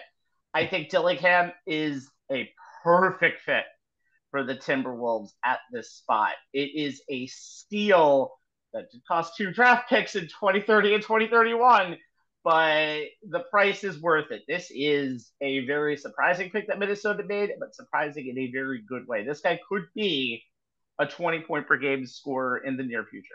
Not 100% sure if that will happen, but the ceiling is the highest of any player in this draft. Yeah, Rabbi, your point about how a lot of the guys were kind of held back by Calipari kind of reminds me of the old North Carolina joke. Who's the only guy who could keep Michael Jordan under 20 points a game? Dean Smith. Dean Smith.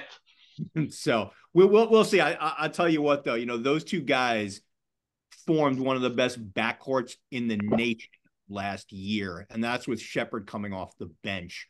So it'll be fun to follow their careers. And who knows, we'll revisit this conversation, 4 years from now, and we'll see where they're both at. I won't even remember this conversation 4 years from now. Put it in your mental notes. Somebody will remember it. I think maybe. My mind is getting fried these days as my voice is too. So if it's on the same level, we're in trouble. Okay. Finally tonight, back to NBA free agency. Players are not officially signing, but they're basically leaking contracts all over the place. So, of course, everybody in this segment has been picked. So, has been signed. So we'll talk about these 3 players. And as I said before, in this show, we got 3 players you need to know before you see them in the headlines. Probably already have with our luck. They have. So let's get started with Isaiah Hartenstein. And it was the last big name that hadn't re-signed at the world's most famous arena. And he won't be re-signing at the world's most famous arena. He will be trading the bright lights of New York City to the bright lights of Oklahoma City. Do they have lights? I guess they do. Yeah, they do. Yeah. 3-year deal with the Thunder, about $81 million. Yeah, I mean, remember I mentioned earlier about that drafted stash pick that the Knicks made. This is one of the reasons why they made that pick.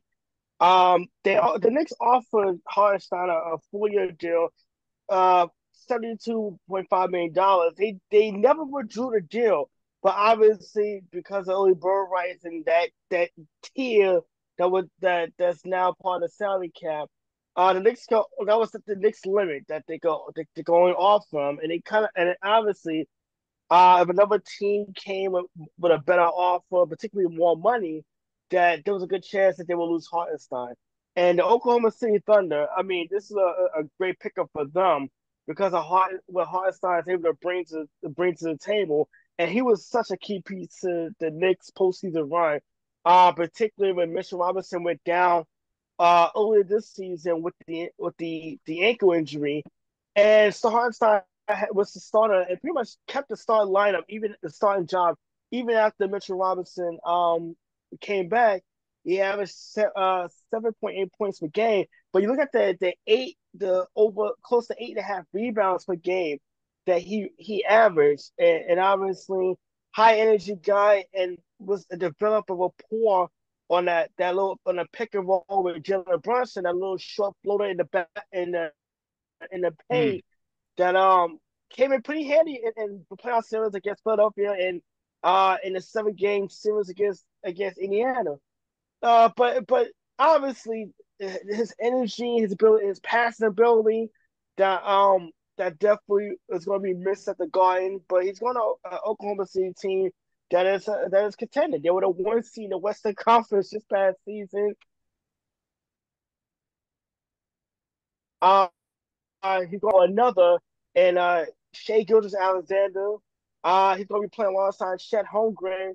So defensively, the Oklahoma City Thunder should be definitely a lot better around the paint, and it's a huge loss. It's a big loss for the Knicks. And you look at some of the options that they have on the table.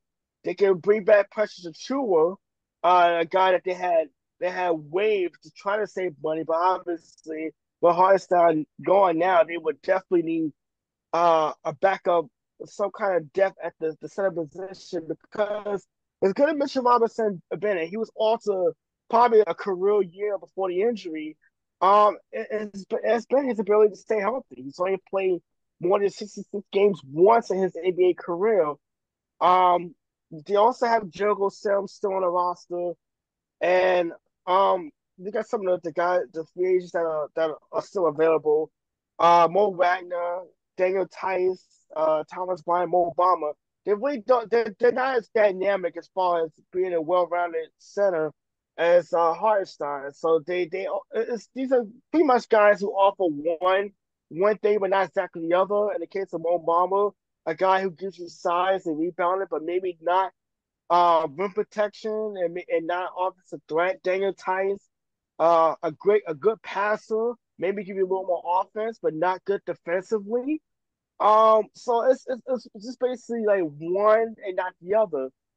Um, so I mean the Knicks right now, they're going to be banking on Mitchell Robinson staying healthy. Maybe something opens up during the season where a trade for a quality big as possible. You thought the Knicks would be looking for a big in the draft, but so no, obviously some of the better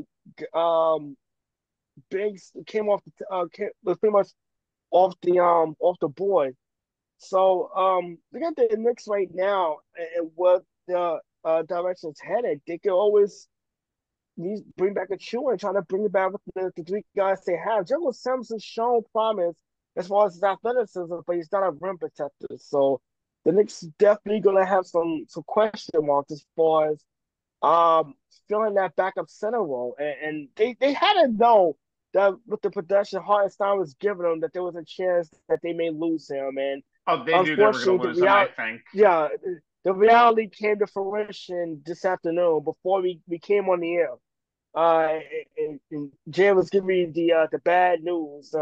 Yes, Sorry, on Bobby dude. Bonilla Day. Sorry, So it's dude. kind of the double whammy this afternoon that I didn't need. No, I do sorry. think The thing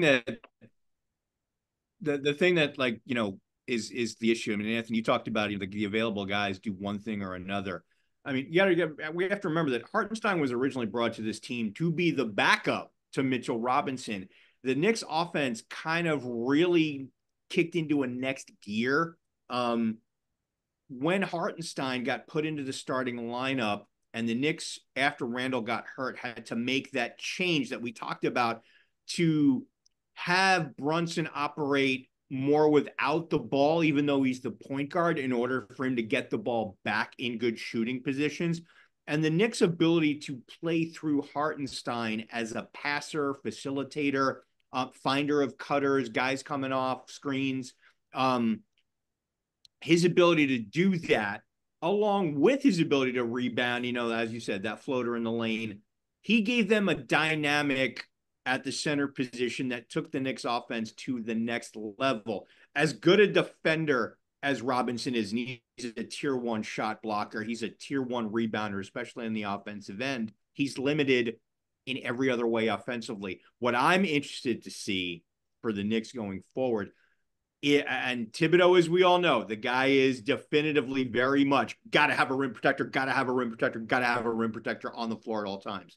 What I'm wondering now, so he was loath to move Randall to the 5 and play Obi Toppin alongside of him. What I'm wondering now is, because the Knicks have improved with their perimeter defense, with the with Anunoby and now Bridges, will he potentially be more inclined to have less of a rim protector, move Randall to the 5 and run lineups out there that shift Bridges to the 4 and Josh Hart comes in to essentially replace the center?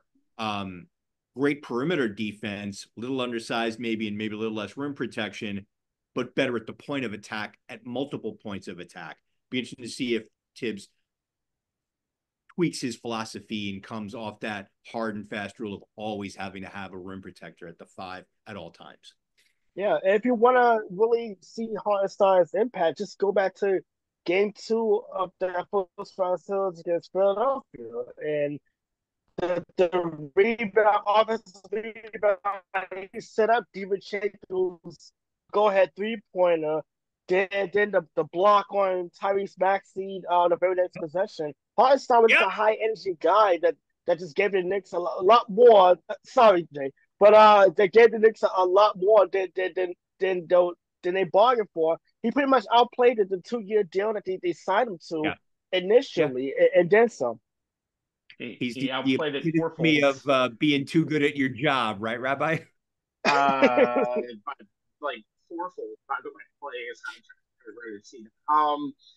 It's a bad. By the way, it is a bad center free agency stuff left, especially now that Andre Drummond, 4th move, by the way, of the Sixers, signed back with the Sixers a couple of days ago as well, and one person who could have been a good fit for them, at least in a backup role, Goga Batadze of the Magic, re-signed with them earlier tonight. So, and if that scenario is going to happen where Randall plays the 5 a lot, that means that they're going to have to figure out what to do with Robinson. That's going to be the more interesting thing, because Robinson is still the old school player, is still the guy with the big contract, and is going to be the guy who is going to have to kind of anchor this team a little more going forward. Any injury to Mitchell Robinson, and they're probably looking at the midseason trade deadline for an answer, and they don't really have a lot of chips to play with. They do not. All right. We've avoided it long enough, Jay. Let's talk about Tobias Harris leaving to go to the Detroit Pistons for 2 years. Oh, wait. No, I'm sorry. I know that's a special celebration. It's on 5 moves, by the way, that the Sixers weren't involved in. This is insane. But, Jay, obviously, the jewel of this free agent class, Paul George, is coming to the Sixers. 4 years, $212 million later. The Sixers can now add that jewel to the crown of Joel Embiid and Tyrese Maxey. Yeah, I'm going to preface this, and I texted this to Rabbi today, this morning, when the news broke. I'm like, I now have to rewrite half of my Paul George, segment. So this segment is broken into 2 parts, and you'll clearly see the delineation where what I wrote before he got You signed. usually mention the delineation, though, so it doesn't really matter. Right. There will be After that's that what you time. should get I'm that just saying, I'm telling you right now, there's a delineation. It will be obvious. So just bear with me on this.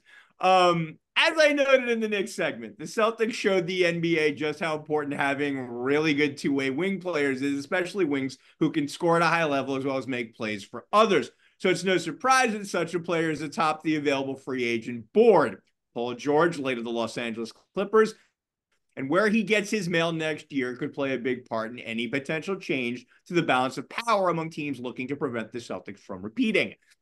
Now, George had a $48.7 million player option for next season and was looking for a 4-year extension, and the Clippers could give him one that would have been worth up to $221.1 million. But once they decided to hold firm, and shame on you, Steve Ballmer, but thank you, to a 3-year extension that would match their $153 million commitment to George's previous partner in crime, Kawhi Leonard, PG-13 decided to opt out and become a free agent, which would allow him to seek and likely get, which, as Rabbi said, he did, that 4th year, as other teams would be able to offer it to him as a free agent.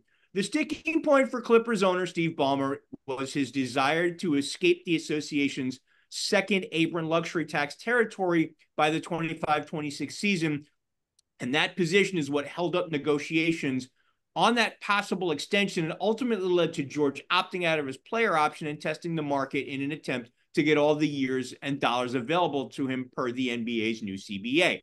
Now, prior to George opting out, and this was a conversation I found interesting, the Golden State Warriors, who are very likely to lose dynasty linchpin Klay Thompson, had serious interest in adding George to a new core alongside Steph Curry and Draymond Green, both of whom were 100% on board with the idea, according to NBA sources. And according to Tim Kawakami, the editor-in-chief of the Athletics Bay Area coverage, the Warriors made multiple trade proposals to the Clippers with combinations involving Andrew Wiggins, Moses Moody, Chris Paul, Jonathan Kuminga, and a first-round pick right up until the 11th hour in the hopes that it would lead George opting in and then facilitating a sign and trade. There were various points where the Warriors thought they had a deal in place and were prepared to give George that 4-year max extension once the trade went through. George was supposedly open to joining the Warriors, but the Clippers nixed every single proposal, and now they get nothing. With the opt-in and trade scenario being taken off the table for the Clippers, they would stand to lose him without a return of any kind if they couldn't re-sign him to the years and dollars he was looking for. Now, him opting out didn't remove the Clippers from consideration, as the 34-year-old forward wanted to be in LA for a reason. Having Leonard and James Harden as running mates comes to mind from a basketball standpoint. And George was open to continuing to negotiate with the Clips. Now, the two other teams most linked to George prior to today's signing was Philly. The other one was Orlando, both with having the necessary cap room to give George the $212 million over 4 years that he was looking for as part of a max deal. Now, obviously, Orlando became a non-part of the conversation with them signing Kentavious Caldwell-Pope to a 3-year deal. Put the Sixers front and center for the media, mainstream and otherwise, to kind of keep that going. Now, here's the delineation, guys, because if this was a written piece, editor's note would say Jay was proven right. More on this in a moment. Here's the moment. It's understandable that George was looking to capitalize on what may be his last real chance at a big payday, as he'll be 38 at the end of the 4-year deal he's looking for. He has a well-documented history of injuries. The 74 games he played this season was the first time he topped the 70-game mark since 2018-19, when he finished a 4-year run of averaging 78 games per season between his final 2 seasons in Indiana and his 2 seasons at OKC. They were also his most productive stretch of his career, as over those 4 years, he averaged 24.4 points per game, 6.8 boards, 3.7 assists, and 1.9 steals over 36 minutes per game, with a shooting slash line of 43.6 from the floor, 38.8 from 3 on 7.8 attempts per game, and 85.3 from the line. He made the All-Star team each of those 4 years. He made All-NBA 3 times during those 4 years, All-Defense twice, and got top 5 votes for both Defensive Player of the Year and MVP during that 4-year stretch. Now, he averaged 33.8 minutes per game this past season, averaged 22.6 points per game, 5.2 boards, 3.5 dimes, 1.5 steals but he had a career high shooting slash line of 47.1 from the floor, 41.3 from beyond the arc on 7.9 attempts per game, and 90.7% from the line, and made the All-Star team for the 9th time. Now, Tier 1 max, near max players like Paul George, who reminded people this season just how good he is on both sides of the ball, with his ability to play on or off the ball on offense and guard multiple positions on defense. Guys like that don't usually make it to the unrestricted free agent market too often. So it was no surprise that we had him as the one to watch as this NBA offseason summer was going to play out. And a little more than 24 hours after I wrote that last line, the PG-13 sweepstakes played out to an earlier than expected conclusion as he joined All-Stars Tyrese Maxey, who just re-upped on a 5-year, $205 million deal, and alongside, as well as Joel Embiid in the city of brotherly love on that 4-year, $212 million max contract he was looking for. He gives Philly something that they were looking for, a solid two-way playmaking wing who, on paper at least, is an upgrade at the small forward spot. Tobias, you did what you could. We appreciate everything you did, but it was time Philly to... does not appreciate everything that he did. Philly is Philly. You might. Hey, fair. He was in a tough situation. He did everything that was asked of him by both of the head coaches he played for. But it was very obviously time for him to be on his way. Paul George signing allows that to happen. And hopefully that makes, he goes on to a bigger and better thing. Paul George is equally proficient at running the pick and roll as he is running ISOs. He averaged better than 1 point per possession on both. With the Sixers primarily running things through Embiid and Maxey, George won't have to carry the same offensive load as he did in LA, but he'll give Philly that consistent third 20-point per game scoring option who can take over as needed. As we all saw when Philly went 11-20 in the games that Embiid missed, as good as Maxey has become, he averaged 25.9 points per game and 6.2 assists en route to winning most improved player. He just could not do it alone. Now he won't have to. PG-13 will also give them another alpha option as the starter that runs with the bench unit. He doesn't rebound like he used to. His 5.6 boards per 36 minutes this past season ties his career low. And he can't channel his inner OG Anunoby as a defensive stopper for as long or as often as he used to. But he still has that 6'11" wingspan and those active hands, which led to a 2.2% steal rate, which should fit right in with a Nick Nurse defense that prioritizes forcing turnovers. Is there a risk of giving that much money to a guy who is headed to the back nine of his career? Maybe. An Eastern Conference scout said the following. Here's the quote. You get a guy in there that's a position of need on the wing, a guy who can close out games, who opens the floor for Joel in that elbow area and for Tyrese on drives. But the one thing I saw with Tyrese when Embiid was out, that he's not good enough to carry a team. So if Embiid's not playing or injured or anything like that, you have another guy who can hold the fort down with Tyrese. But man, that's a lot of money to give a guy that's going to be 38 when the deal ends. I don't know. That's the tough thing, end quote. I agree. It may be a tough thing, but it was a move that Sixers head of basketball ops, Daryl Morey, simply had to make in order to maximize the Embiid Maxey window. Now we'll just have to wait and see how it plays out on the court come this fall. And again, I think it's a great move, by the way. I think what they're doing and what they needed to do is what they needed to do here. This was a guy who wanted, I think, also to come to Philly. I believe these two were on. It was on his list, and he was on a pregame show, I think, with Joel Embiid again. Yes, that's side-eye kind of finals, where there was a ton of tampering apparently going on. Wink, nudge going on. Sure, the NBA is going to take a look at it, and came to fruition today. And again, this is one of the rare no surprises that really became no surprise. Yeah. But by the way, it's safe to say, going back to 2019, the Oklahoma City Thunder won that trade. Yeah. They sure did. They sure did. That's another terrible trade that the Los Angeles Clippers made. A lot of things to be said about that organization over the past few years, but we'll save that for another time. All right, I'm going to finish this up because everyone did end up signing today. Literally, everyone signed today. And the last domino to that is Klay Thompson, who will become a Dallas Maverick on a 3-year, $50 million deal. That'll also be a sign and trade where a couple of second round pieces and I think one player, I think Jalen Green, is moving over to the Warriors in this deal. Mm-hmm. End of an era. We're going to talk about the effect on two other teams in just a moment, but let me tell you what Dallas is getting. You're getting a guy who just even last year, 17.9 points per game, 43% field goal percentage, 38% three-point percentage, and a league-leading 92.7% free throw shooting. You're getting the postseason experience. You're obviously also getting someone who is sixth all-time in three-pointers. Obviously, you're getting the postseason experience.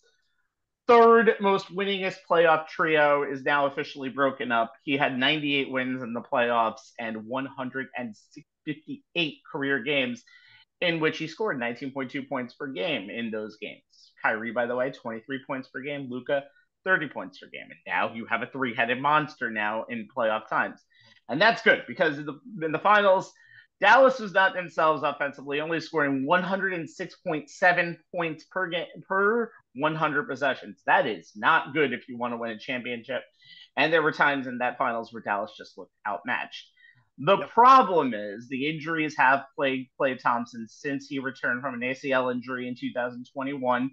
Defensively, he is, I wouldn't say a shell of himself. I would say a completely gone self, really. And he did have a good 2022-23, had 41.2% of his threes hit, but this is a different Klay Thompson going forward. Now, he did have his least amount of playing time this year, unfortunately for him. Again, 19.6 points per game in all of his seasons, but he had a usage rate of 24.2%. He attempted fewer shots per game than he has only since his rookie season, played fewer than 30 minutes per game over a full season, and even played off the bench for 12 games. Yep. Now, this is though a win-win situation, a winning situation for Dallas. You're only taking a 3-year flyer on him. You're not paying him as much as he was offered on the market. We'll talk about that in just a moment. And you're getting a guy who you're just using for experience and you're using to be a jumpstart. As much as this team was built around Kyrie and Luka last year, the rest of the offense wasn't really there because there really wasn't a third scorer. I know, Jay, we were talking about this team needed a consistent third scorer, and they never really got it in the postseason, especially going into the NBA Finals. This is the guy that can be that. Even at his worst, you're still seeing a guy who could be a double-digit points per game and can really do an effect and really make your offense space out more. And the more open threes he gets from the corner, the better he's going to be. However, the defense is a huge risk. And that's something I'm very looking forward to see with Klay Thompson going forward from Dallas. That's not all, my friends. I want to talk about two other teams that were affected in this deal because with all of the players in free agency, the most storylines coming out of it is Klay Thompson. Let's talk about the obvious. His time at Golden State. Golden State put out a statement tonight saying we appreciate everything he's done in his career. He's going to have his number retired at the Chase Center when everything is done.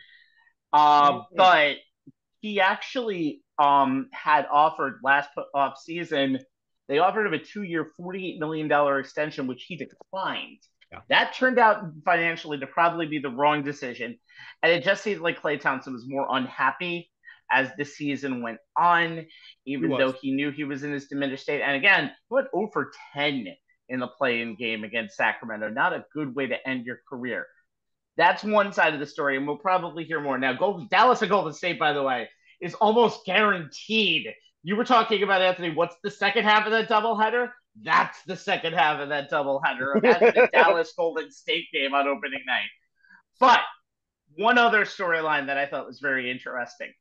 The most he was offered reportedly in free agency, according to Chris Haynes of Yahoo, it's by the Lakers. He was offered 4 years, $80 million. And of course, he also reportedly has the connections of it because obviously Michael Thompson, very much involved with the radio broadcast. He declined that. He wanted it for two reasons. One, he thought he had a better chance to win a title with Dallas. Ouch, Lakers. And he didn't mind the state taxes not being there in Texas, something a lot of other people probably do take in mind once every now and then.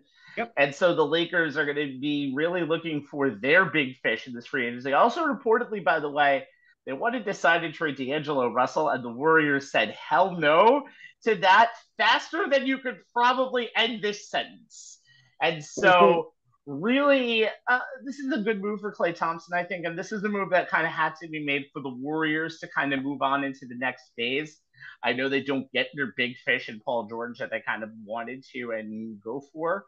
And now they're going to really have to figure out what is this team now with a twilight of his career, Steph Curry, but someone who is still one of the 15 to 20 best scorers in the league.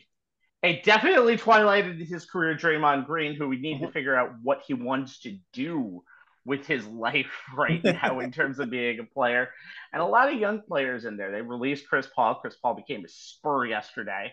And it's going to be very interesting to see where the Warriors go from here, because you knew eventually the big three were not retiring together. I think that was a pretty obvious answer. And it's different to say what's going to be the future of the Warriors and like what's going to happen when this happens. It's another thing when it does happen. So the first time when he walks on the court next year in Chase Center wearing Mavericks, whatever stupid color they have in their arsenal, they went a lot of, let's say blue, but it could be black, it could be green. I'm not 100% sure, but it's going to be different for almost everyone involved. Yeah. But what's interesting to me, Rabbi, and one of the things I was curious about is how would Golden State handle the Chris Paul situation? He had a $30 million contract. It was non-guaranteed. The deadline, was today. I'm not surprised that they let it go. They needed some salary cap relief. They were butting up against that second apron, and, their ownership told general manager Mike Dunleavy that they had to figure out a way to get under it. They do have some flexibility. They're younger guys. I think Kuminga took a step forward last year. Podziemski took a step forward last year. So there is some possibility there. It'll be interesting to see how they fill the open slots in and around, around Steph and Dre. But I got to tell you, Chris Paul landing in San Antonio, I think it's really great for him. He's going to get back to being a 30-plus minute a night starting point guard. And how much is he going to love running pick and rolls with Wemby? I think I think he'll enjoy playing for Pop. It's a great move. That team needed a veteran leader, a coach on the floor type of guy at the point. It's a great pickup for the Spurs. So that kind of shook out nicely for them.